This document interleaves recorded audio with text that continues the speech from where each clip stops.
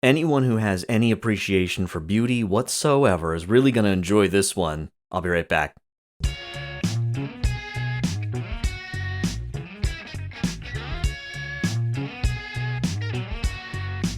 Hey everybody, it's Mike from thegraciousguest.org here, the Gracious Guest YouTube channel, the Gracious Guest podcast, everything Gracious Guest, where we showcase wonder and awe, and we're always focused here on attempting to tap into the beauty that God's trying to communicate to us every single day in all sorts of ways. Movies, books, art, particular conversations we might have with someone that really just open us to the work of the Lord in our seemingly humdrum kind of day-to-day life. That's what we're all about here.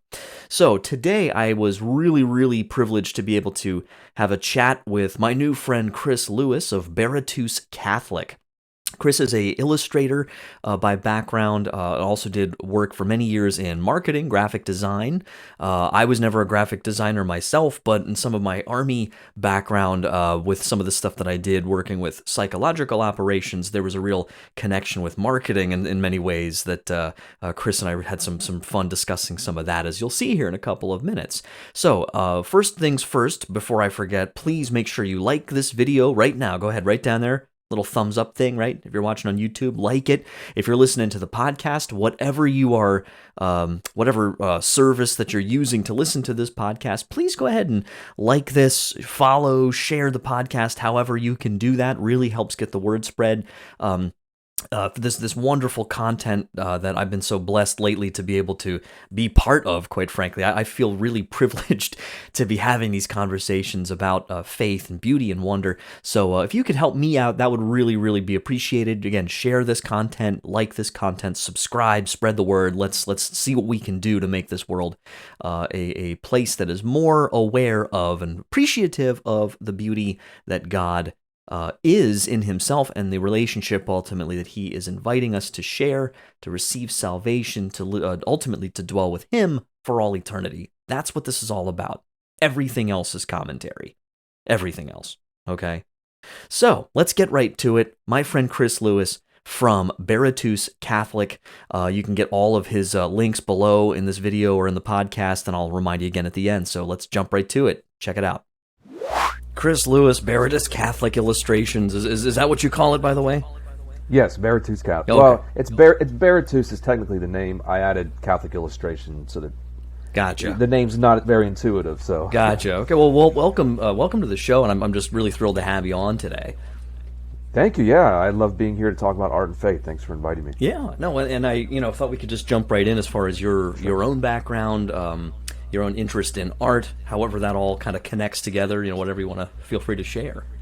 Sure, sounds good. So I'll keep this to the very condensed version. I was basically raised as a pretty nominal Protestant Christian. We wouldn't have called ourselves Protestant. We actually kind of lived the faith as fundamentalist Christians. So, we believed in Jesus. We accepted the Bible as the rule of authority. We had a pretty occasional prayer life. At least I learned to kind of pray. But as I got a little bit older, I started to really challenge some of the notions of that strain of Christianity, as far as like, where did the Bible come from? How are we to interpret it, and these sorts of things. So very early on in my life, I kind of rejected Christianity because I thought that was Christianity. I knew nothing of Catholicism. And so it would be many years of me pretty much living just a very materialist, even atheist to some degree life, and sure. I was pretty antagonistic towards Christianity when it would present itself to me, but I didn't go out of my way. I was kind of just busy living my life. Right. Yeah. And so I lived like that, and up to the point where it just drove me into misery essentially, and I really felt there had to be more to life. Thanks be to God, I met my wife, who was raised a Catholic. She was actually a Maronite from Lebanon. Oh wow. Okay. And sure. Our first date actually was stepping into the doors of a Catholic church for a Mass, because she had to attend Mass and I didn't really know what it was. But that opening up to at least getting a sense of this different type of Christianity. Well, was it a Maronite Mass? That wasn't actually. Okay. So by that time they had kind of switched to the Latin Rite. Okay. They were kind of doing both of them Gotcha. from time to time. Yeah, they're very near and dear to my heart. That's a whole other story, but I was just curious, yeah, because that's a very that beautiful right? liturgy. Sure, yeah. It is. Well, my brother-in-law is actually a abbot of a Wow. Maronite monastery up in New England. Oh, wow. So they're still very much tied to those rites, and they're beautiful. This was a Latin rite, and it was really my first exposure to Catholicism at all. And so I'll just keep this part short, but I always say my conversion was really a 3-part process. It was that initial opening up of just being willing to step into the Christian world again. And many years later, I had a very strong, powerful intellectual conversion. And then after a bit of a crisis in my health and in some just spirituality, I pretty much hit rock bottom and had a profound spiritual conversion.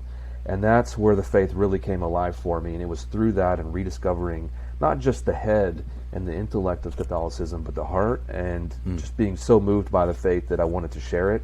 And that kind of pushed me back into, just to tie everything back together, pushed me back into art as a way of expressing how much I just loved this Catholic faith and how much it really made sense of everything in life to me.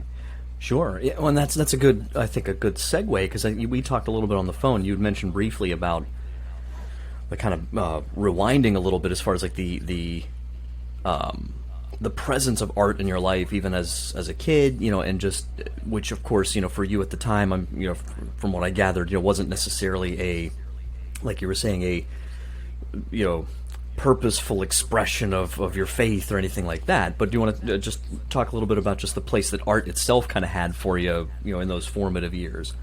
Yeah, early on, it was something I gravitated towards naturally, just based on the fact that I kind of picked it up at a young age, and it became something I just loved as a way to kind of express things in my life. And we were a military family, so like every year or two we were moving. Right. So I didn't have like this close clique of friends. I was constantly like the new kid, and so every time we would move, I think I probably spent more time in my room just drawing than I was like out with friends, because that was constantly being reset on me.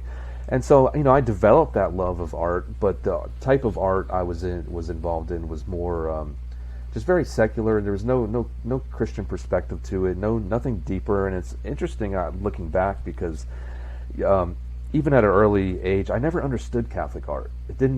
I didn't really consider it Catholic. I just thought it was, that's art from the old, from the Renaissance. I didn't necessarily connect Renaissance with Catholic or Christianity. Sure. Which is, I know sounds really ignorant looking at the art now. Well, would you say you saw it more just like you would have seen it more as maybe European per se than Christian or something like that? Okay, like more that's secular. Exactly Gotcha. it. Yeah, and I wasn't paying a lot of attention. I'm Right. sure if I would have been like, okay, Jesus, angels, like it's starting to click. But Yeah. I was into things like Spider-Man and Yeah, sure. and comic books, and so this is kind of those are two really different worlds, and so I never really understood Catholic art, and now looking back on it, I think it's because I didn't have the context to understand Catholic art. Sure. Like I didn't know what Catholicism was to make sense of that stuff, so I never gravitated towards like fine art or anything. It was always something a little bit more commercial or Right. modern, I guess. And so when it got to a point where I had to make a career decision, I thought, am I really going to be a comic book artist? Is that really going to happen?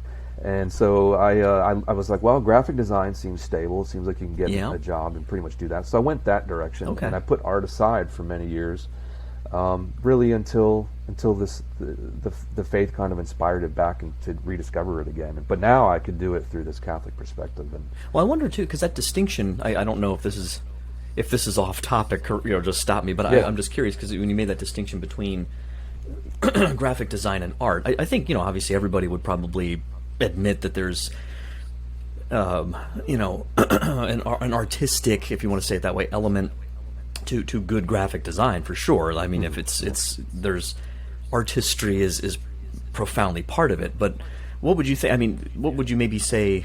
Because we didn't talk about this beforehand, so I'm just coming at you now with this. Might be a difference as you see it between like graphic design versus art per se. that's a great distinction. I'm actually glad. I never thought of this before, actually. Yeah. So people make this. They mix this up a lot, and I actually kind of just mixed it up myself here. So let me clarify. I meant to say illustration. Oh, so right, I was right. thinking more. I was thinking more in terms of fine art versus Sure. graphic design. The origins of graphic design were really based around selling stuff. It was about marketing and commercial. That's what I figured. Yeah. Commercial art. So it's a weird thing. It's like there's a utility almost inevitable with it because it's usually meant to, if that's fair, to communicate a message and that's some of my Army background. I didn't do illustration myself, but I was kind of in a managing role with,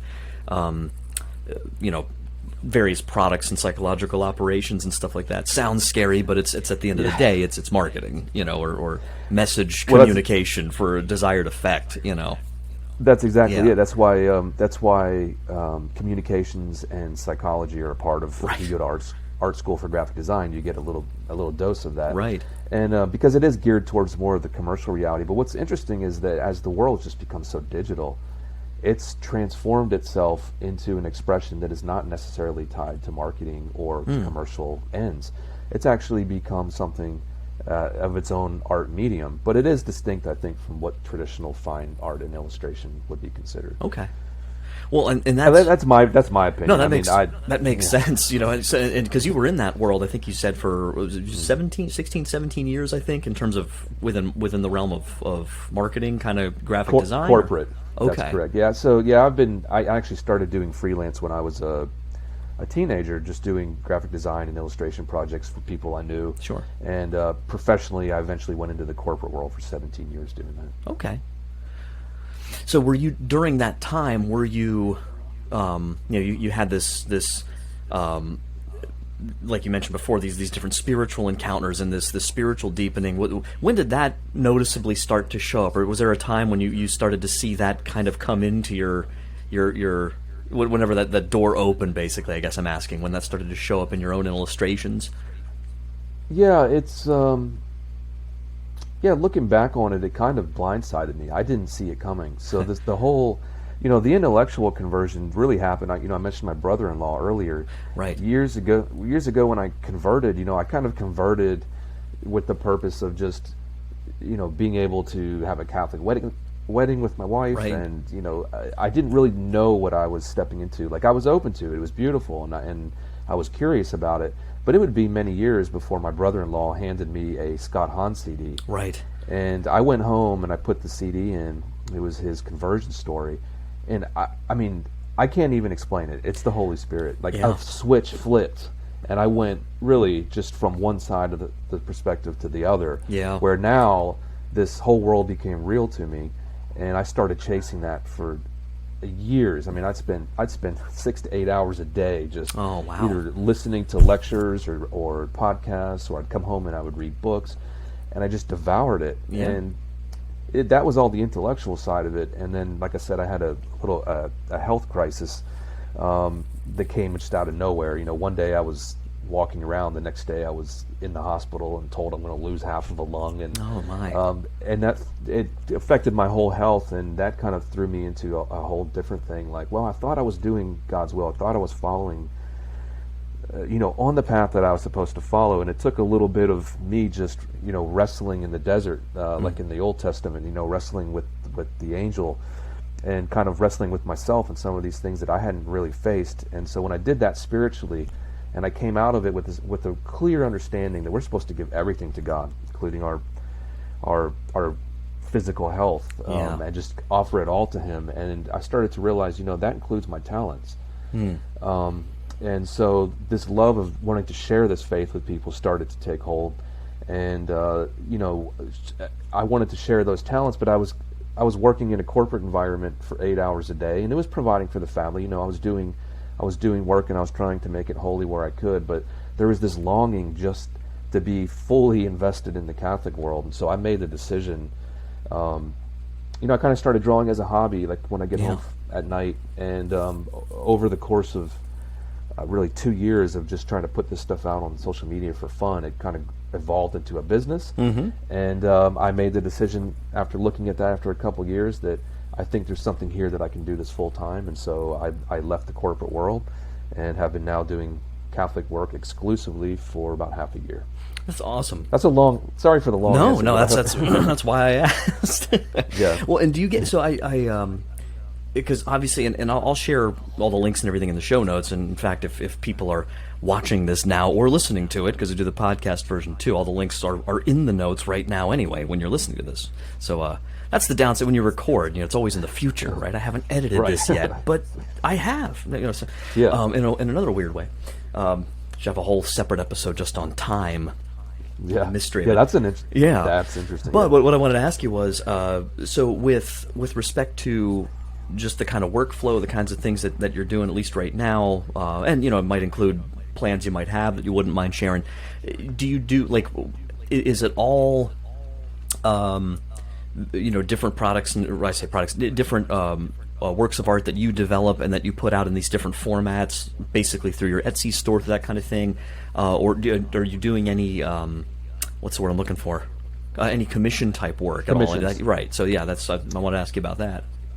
Yeah, that really came about out of necessity when I left the corporate world. The business kind of went in two directions, where I had a lot of people who were looking for Catholic art for their own ministries or apostolates, or things that they were trying to get off the ground, like logos and stuff, or for in the office, or kind of both. Logos, branding, even products of their own. A certain like Catholic woodworker. I'm sure everybody's familiar with the Catholic woodworker. Sure. He has the prayer altars, and he needed some cards, and so we had a great relationship working on those together.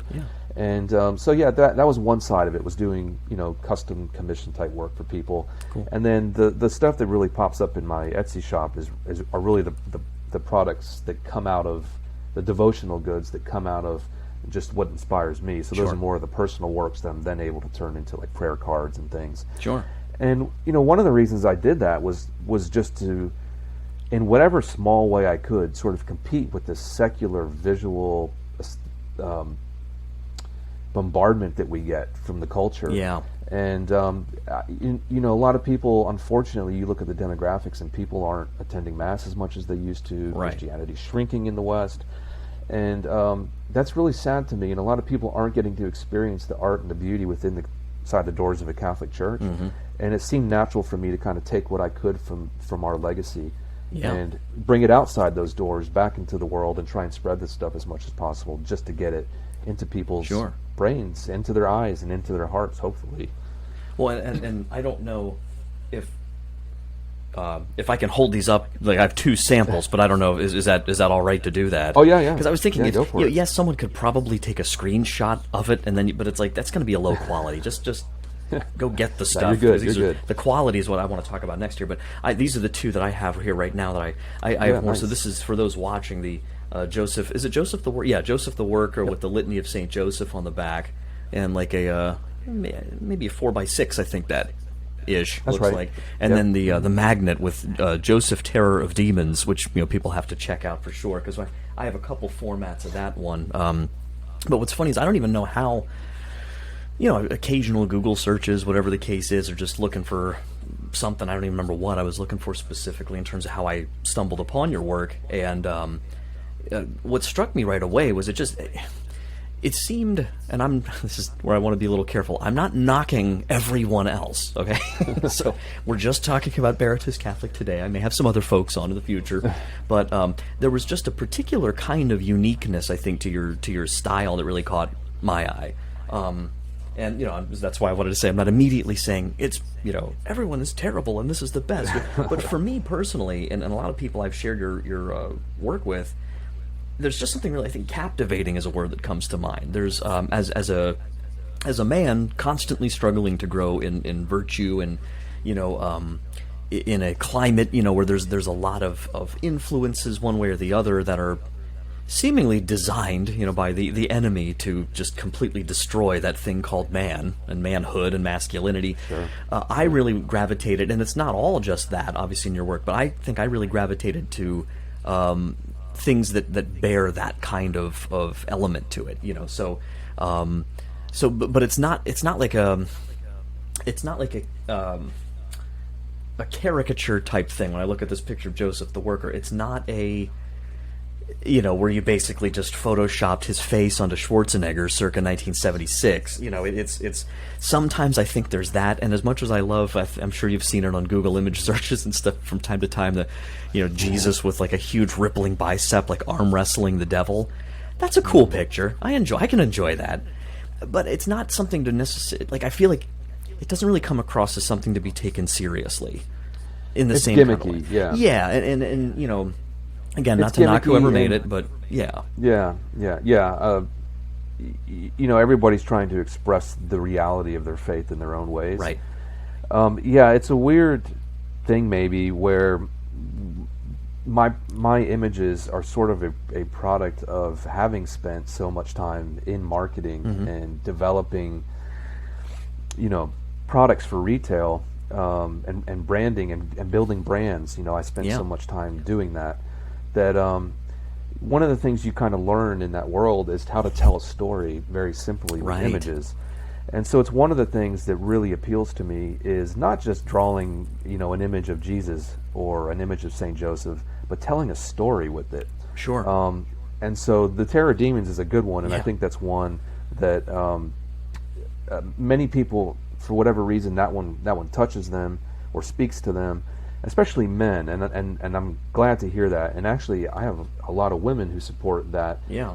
Both because they like it, because they like to see strong men too, but also a lot of them, have their own children which they want to inspire with strong images. And so, thanks be to God, if that comes across, that's great. But that's a good example, I think, of one of my works where I try and tell a story.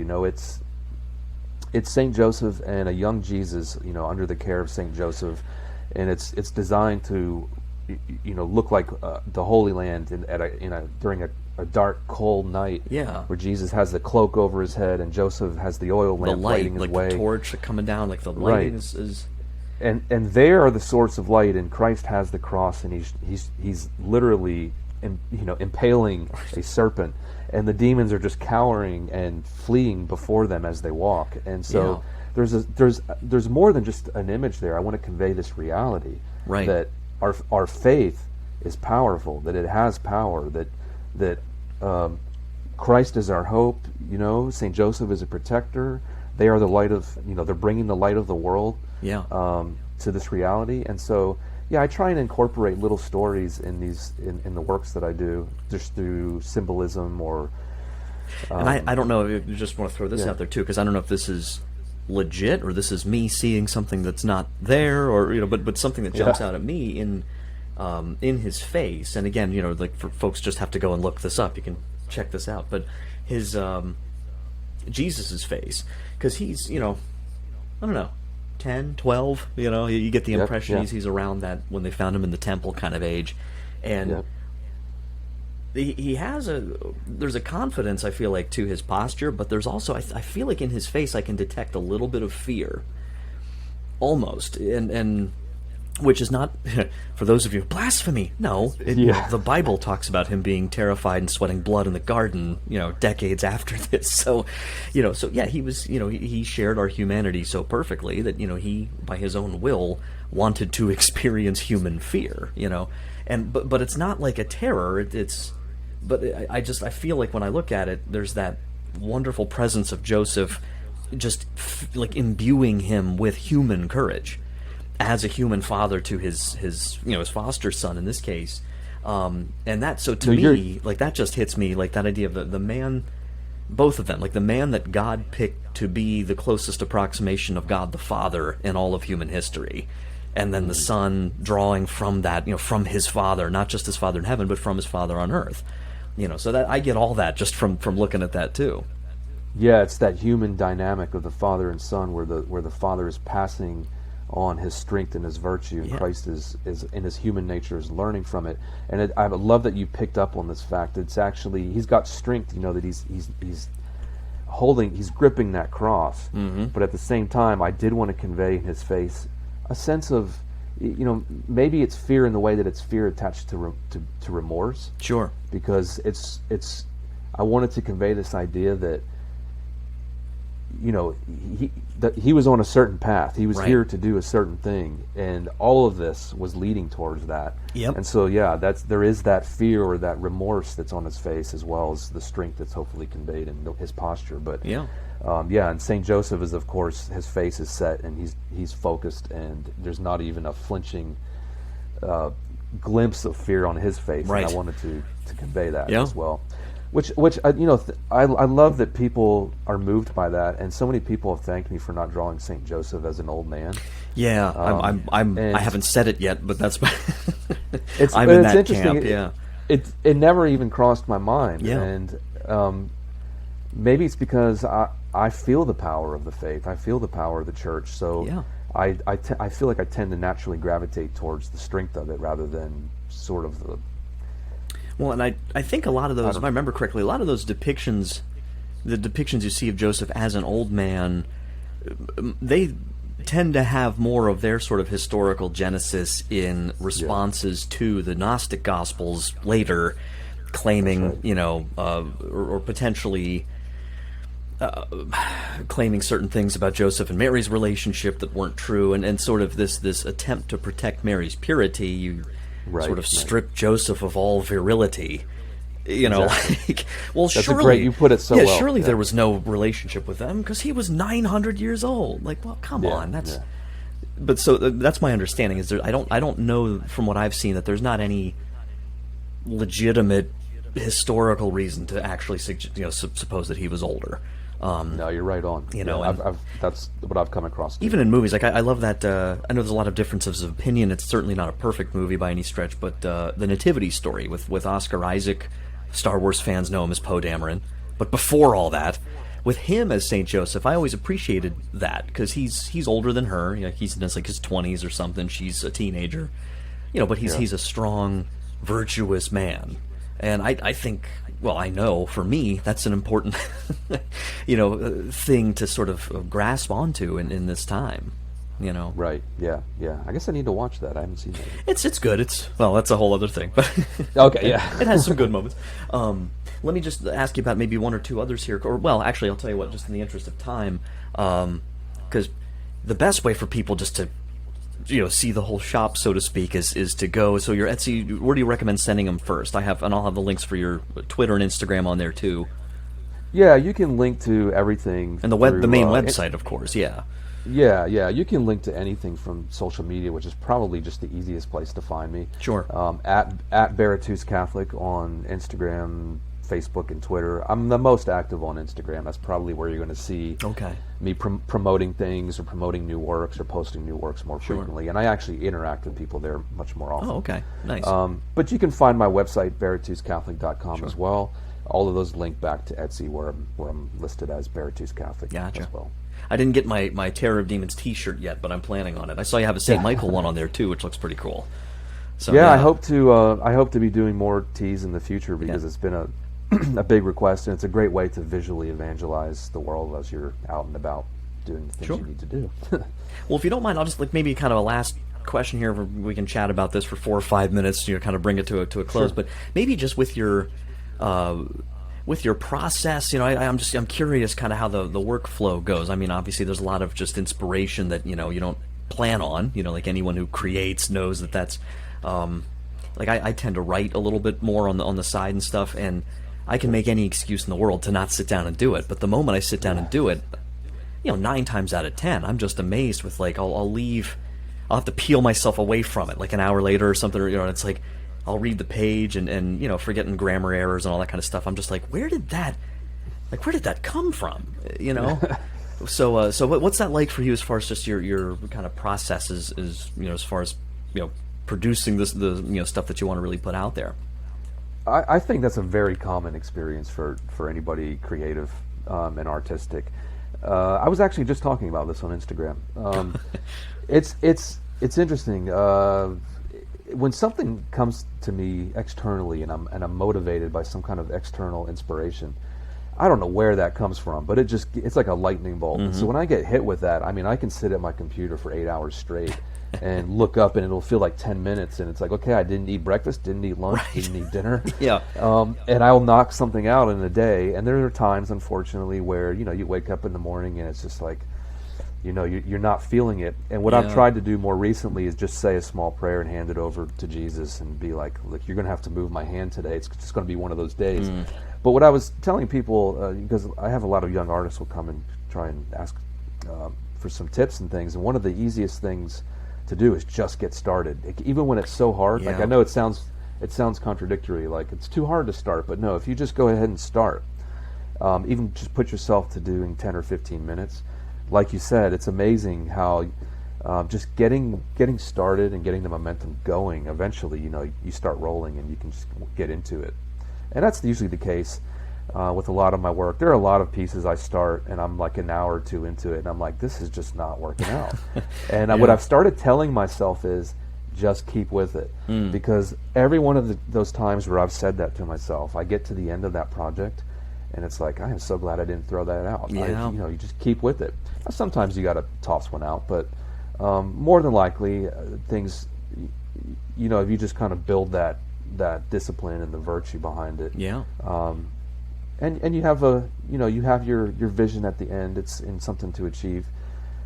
I can eventually get there with the help of prayer and a little bit of discipline and I don't know if that. It did. It reminds me a little bit of, you hear like I think Michelangelo and some others who had that experience of sculpting, which sculpting's one of the art forms that I mean, like if it's not something I'm personally gifted for, it always amazes me. But there's something about sculpting where I'm just like, how? Like, how do you make anything? And then you go to like, Florence or wherever, and you see these things, and it's just like, like the veins on the hands and stuff on the. I'm like, good. Like, how in the world? Or the veils, if you see the ones like with the ripples veil, and it's just like my wife and I went there on our honeymoon, got to see all this, and it was just like. I think Michelangelo who would cry out in frustration sometimes, like speak, because it's like for him, it's like this thing. How is it not?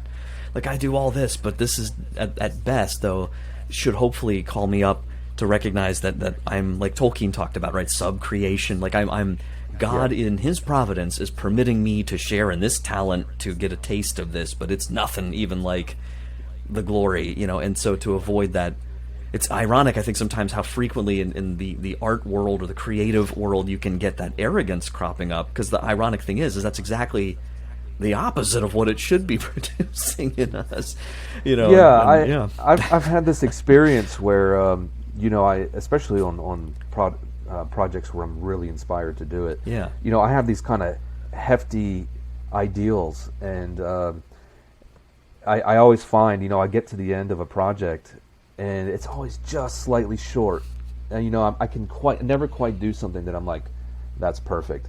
And I think there's maybe some humility in that, just realizing that I am only participating in sub-creation here. I can only do what God's, given me the talents to do. And at some point, I hand that over to Him, and I'm like, let's get moving on the next one, and let's see. It doesn't have to be perfect. It just has to be the best that we can offer it. And unfortunately, sometimes our ideals are higher than the reality. But in the end, as long as it's glorifying God and it is participating in that creation, I think it's worthy and it's valuable. I almost called him Saint, not Saint Michelangelo. I was thinking Saint Michael. Michelangelo is interesting because, I love that he had these passion projects that he wanted to do, and then he's getting pulled away by the Pope to go paint. Right. Like, I'm not a painter, and he was so frustrated by it. But I just choked on my coffee because I was laughing there. Michelangelo. Oh, I can't paint. You're like, yeah, come on. Right. Yeah. Sure. You're that guy. Well, Chris, thanks so much for coming on today, and I definitely want to have you back at some point. We can go, deeper on a whatever, particular topic, particular, project, whatever it might be. But thanks so much for coming on and sharing with us here today. No, I love it. Thanks a lot for inviting me, and I'd be happy to talk again in the future. Thank you. Well, that was an absolute blast, and it was funny because when we were talking there a little bit about really sitting down and committing, and this is just some good advice I think for anybody who is got a creative bent of any kind, whether it's you're an artist, you're a musician, you're a writer, whatever it is. I love this quote from the author of the Dune series, Frank Herbert, right? The classic sci-fi novelist. And I always appreciated this as a writer, but I think it applies to everything else too. He says, "A man is a fool not to put everything he has at any given moment into what he is creating." You're there now, doing the thing on paper. You're not killing the goose, you're just producing an egg. So I don't worry about inspiration or anything like that. It's a matter of just sitting down and working.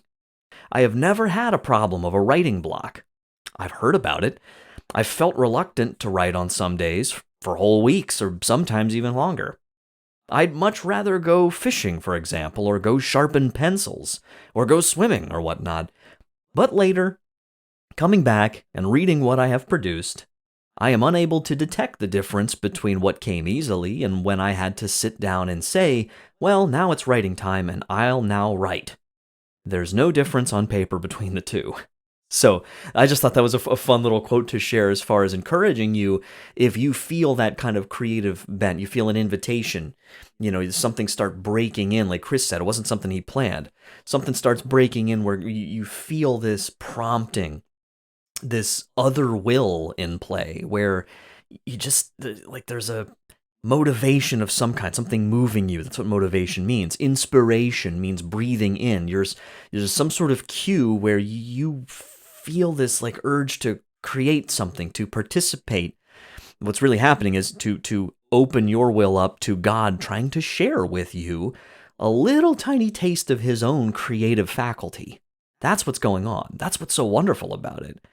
It's not about you making something out of nothing. It's about God wanting to help you bring to the fore a instance. That's what I've said before on this show, quoting from Tom Howard of late memory, the beloved author that I love so much, who wrote about this kind of thing, the sacramental idea.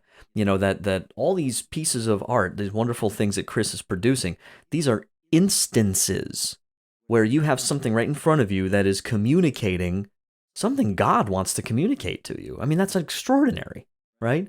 And it's hilarious, quite frankly, that what is behind the scenes of producing something like that, or any great piece of literature you like, or any movie, is oftentimes, when it's happening, a moment, an experience that human beings, or an individual human being, a group of human beings, experience all sorts of stress and annoyance and humdrum type day-to-day things along the way, and can so easily lose sight of what's really going on, that this is a beautiful, wonderful aspect of who we are as human beings, that God wants us to be able to tap in to what he's doing and what he has done to communicate these truths to each other in really compelling ways.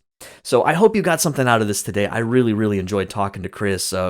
These interviews that I've been doing lately have been so much fun. There's many, many more to come. Again, please subscribe to the Gracious Guest YouTube channel.